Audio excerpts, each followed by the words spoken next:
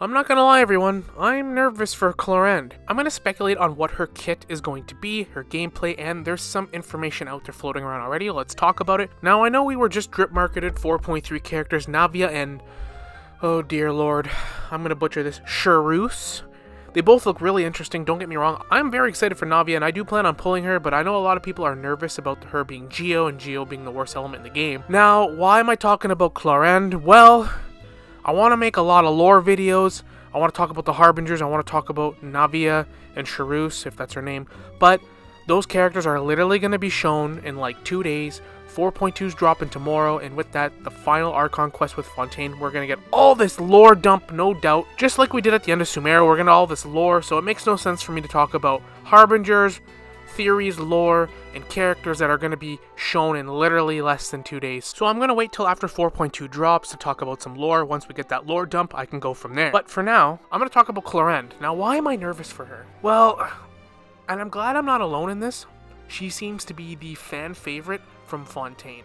And what I mean by that is, she's the most anticipated and most sought after. She's got people the most hyped, essentially. It's been this way since Fontaine trailer first dropped right before 4.0. And I'm really glad I'm not alone in this. Now, I know everyone doesn't share that opinion, but why am I nervous? Well, we all know what happened with Dia in 3.5. She came later on in Sumeru's lifespan, and, well, to say she was a disappointment is an understatement. Now, don't get me wrong, Dia is very useful in certain situations, and she's not completely useless, but for the hype that she had, and for her to be just a very underwhelming 5-star standard character was a slap in the face. Now, it is long speculated that Fontaine will receive a 5-star standard character, and my gut feeling is kinda bad right now. It already sucks that she's gonna be one of the later characters from Fontaine releasing. I hate when they do this. It was same with the Aimiko. Aimiko was my favorite character that I was looking forward to from Inazuma, and she only came out in 2.5. Dia, same thing, 3.5. And now I gotta wait again. I'd like to be able to explore Fontaine with Clorinde, but it doesn't seem that's gonna be the case. Now let's be optimistic for a second. Clorinde looks amazing. We've seen some cutscenes. We've seen what she can do. She's a champion duelist. She has a gun she wields. And she seems to be like she will be a sword user. We know she's Electro. And her voice acting's top notch. I think for the most part she could at least be a Kaching level DPS. It feels like she'll have sword infusion Electro, and she'll have a gun somewhere in her kit. What further gives this merit is that Child, someone that's a master of all weapon types, that's why he uses a bow, because it's the one he's least trained with, so he wants to give himself a challenge, sees Clorinde as a worthy opponent. Now, wouldn't it be interesting if Child was a ranged user but turns himself into melee with his skill like we see? Wouldn't it be funny if Clorinde was the opposite, a melee user sword turned range user with her skill with her gun? And, you know, they have similar kits. I'd be perfectly cool with that. I think that'd be interesting, because in her skill, you get to use her gun. I don't know how that will look exactly, but it could be like Child, where she just rapid fires and does a lot of range attacks, but when the stance is over, she goes back to using her sword, and maybe somehow it gets infused with Electro, depending on maybe using her burst, something like that. Or her burst could be something like Child, where it's just one wave of, you know, hydro damage, but only would be Electro for Clorinde. I'd be cool with that, and the fact that Child sees her as a worthy adversary means that it's very possible that Clorinde is a master duelist with multiple weapon types. So that could be a reason to give her more than one weapon. So for those of you like myself that are worried that Hoyoverse might not include her gun into her kit, I think it's very unlikely that they don't. What a waste of potential that would be. Now, just from looking at her, you can probably tell that she is more than likely going to be a main DPS that's very fast movements, and a sword user. But some reliable sources say that she's going to be energy based, kind of like the Raiden Shogun, but a little bit different. And this would make sense for an Electro battery type character. So essentially, it is said that she's going to revolve around her, when her teammates lose HP or gain HP, that she'll actually gain energy. And then when Clorinde herself loses HP, her teammates will gain energy. So anytime somebody, whether it be Clorinde or one of her teammates, gains or loses HP, then energy will be gained either from her or her teammates, which could make her a great on-field DPS that's also supplying energy to her team just through passives or whatever. This is what is going around.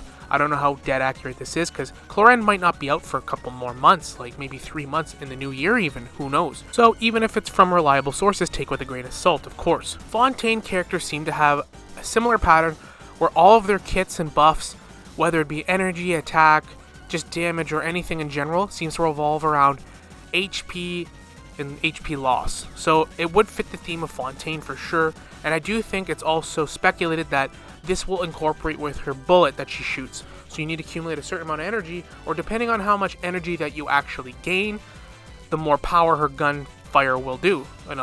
Just a giant burst of electro damage. Depending on how much energy you gain via how much HP your teammates lose, then that might be the amount that you actually use. And it is said too that she'll be very good on overload teams, but because she's Electro, I have no doubt in my mind she'll be super strong on Dendro reaction like Hyper Bloom or Aggravate as well.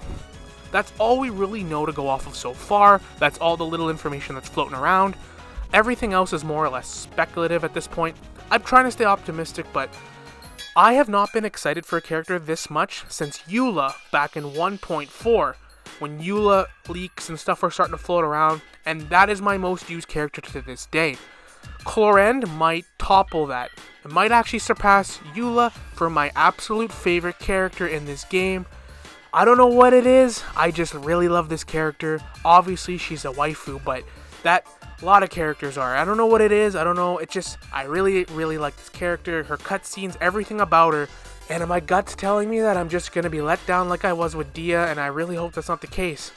The fact that she's going to be released later on in Fontaine, it just makes me a little nervous. But I'm going to try to stay positive. What do you guys think though? Are you somebody else that's saving for Clorinde?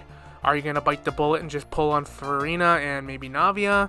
Let me know your thoughts in the comments. I'm not going to really talk about Navia, upcoming characters, or any Genshin lore until 4.2 is released tomorrow night, because I want to complete the Archon quest. We're going to get tons of lore dumped on us, and it makes no sense to talk about Harbingers. I want to talk about Arlecchino, Sandrone, maybe we see her, maybe we don't. It's a little weird we haven't.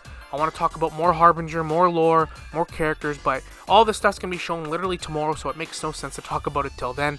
So, hope you guys liked the video. Feel free to sucker punch that like button and subscribe. Help me get back into the algorithm. I do appreciate you all guys watching this far. Man, I cannot wait for 4.2. Tomorrow can't come quick enough, but we'll see you all in the next one. Later.